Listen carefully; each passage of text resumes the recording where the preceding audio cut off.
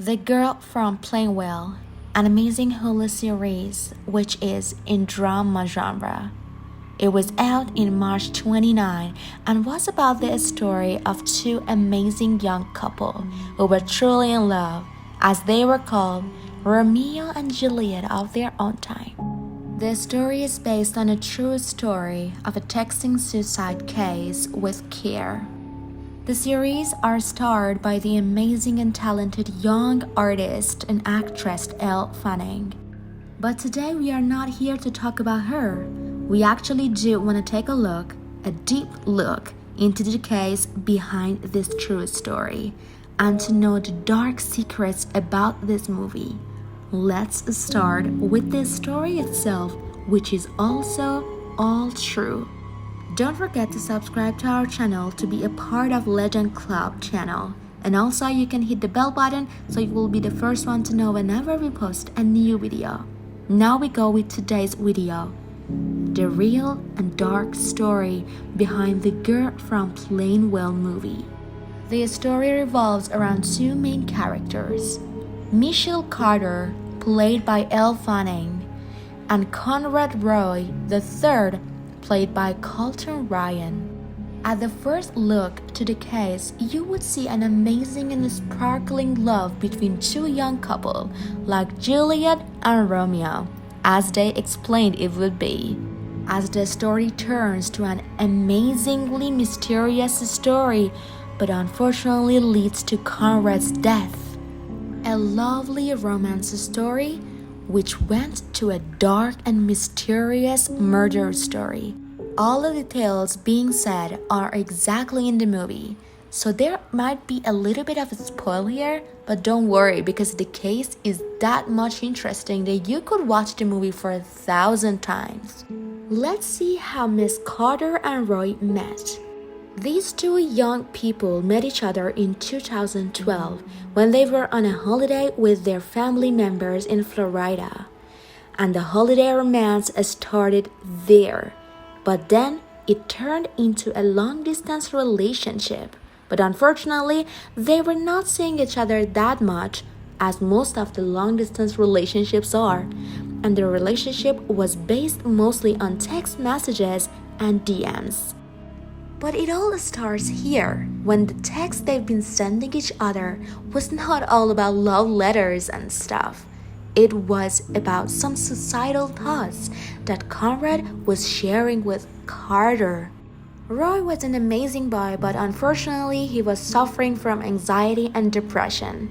He was 18-year-old at the time that this story happened. But it was to mention that the November before all the things that happened, he had attempted to do a suicide for the first time by swallowing a bottle of Tylenol. Yes, you've heard the S word, and whenever you hear that, you may be surprised what would happen at the end. And unfortunately, for Roy was death.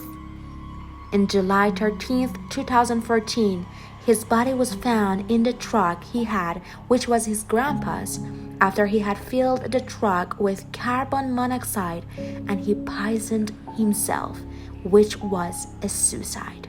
At that time, Roy was 18 years old and he had died on the day. Everything gets twisted when in February 2015, Carter was charged because of his suicide, her boyfriend's suicide. But what was happening? Was Michelle Carter really guilty? As mentioned before, Roy was full of anxiety and depression.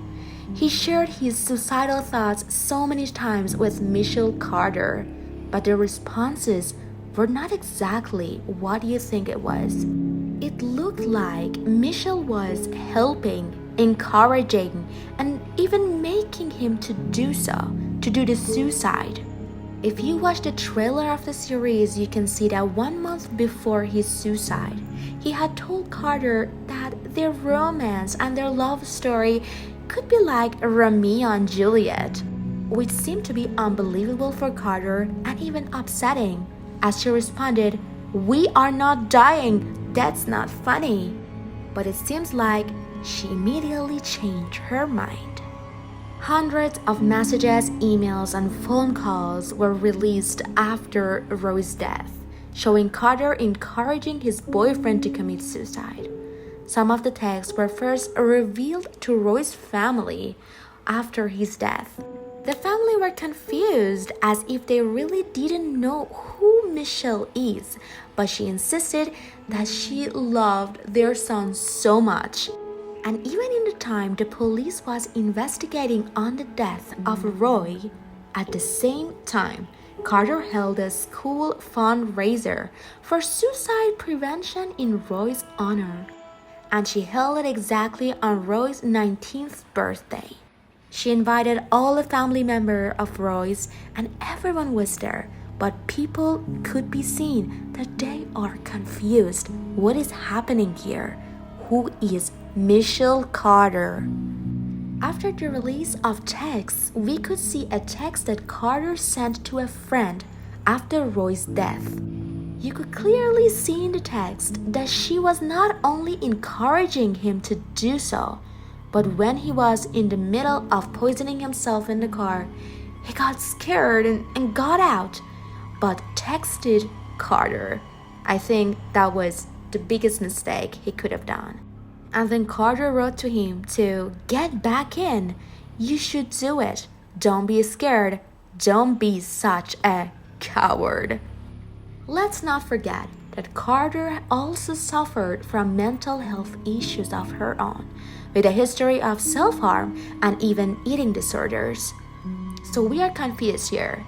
Was she really a manipulative lawyer or just entirely out of her mind and control? There was also another text on the day that Roy died, saying, Roy, you keep pushing it off and say you'll do it, but you never do. It's always gonna be that way if you don't take actions. And yes, of course, words could kill. But after 12 hours of his death, she sent another message and said, Conrad, I love you so much. Please tell me this is a joke. I'm so sorry. I didn't think you were being serious. I need you. Please answer me. Another question sticks on the mind. Was it a sign of guilt or a cover-up? We would never know. Finally, on July 6, 2017, Carter was known to be guilty for encouraging an 18-year-old boy, Conrad Roy III, to kill himself in July 2014. But where is Michelle Carter now? At the time in the trial, she was 22 years old. Then she was sentenced to 2.5 years in prison. Although after only serving 11 months in prison, she was being released because of her good behavior. And we know, although she hadn't been physically harmed Roy, but he died, and the court ruled she had been virtually prison, which is unfortunately the thing we are facing with every day. We are dealing with thousands of negative words on the internet, social media, and the things we don't know is that words could kill and words could heal. And now Roy's mother has been advocating for Massachusetts to create a law that would make coerced suicide a crime, as this was an unfortunate and upsetting case. But maybe this way we would think more of our words, what we say online, what we say to people, and that if we could really stop a crime, we could really stop a suicide, we would do so. I strongly recommend The Girl from Plainville to you to watch it on Hulu in the US or other countries. Hope you're having a great and amazing time wherever you are. Until the next video from the Legend Club.